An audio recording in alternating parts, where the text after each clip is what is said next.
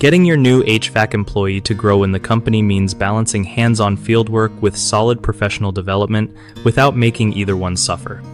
So, here's the thing. When a new hire starts, you want them getting real-world experience, but also learning the skills that'll make them better long-term.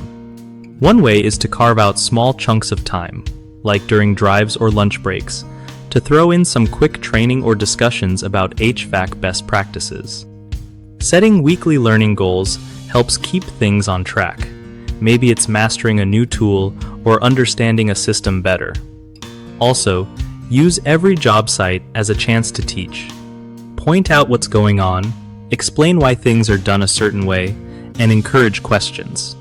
Mixing hands-on work with teaching moments makes learning feel natural, not like a chore. Encourage your new hire to take notes or even share what they learned with the team. It builds confidence and keeps them engaged. Remember to check in regularly to see how they're doing and adjust the balance between fieldwork and learning as needed.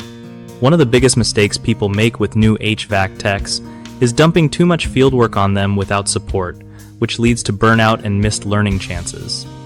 Fix this by scheduling clear training times and pairing them with experienced techs who can mentor on the spot. Another common problem is not setting clear goals for professional growth, so the new hire feels stuck or unsure what to focus on. You can fix that with weekly learning targets and regular feedback sessions. Lastly, people often forget to integrate teaching into daily tasks, missing easy opportunities for growth. Fix this by making it part of every job site routine. Talk through the work, answer questions, and share tips while doing the job.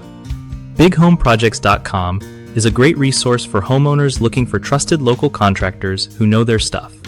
It also helps contractors connect with people who need their skills, making it easier to grow their business and reputation.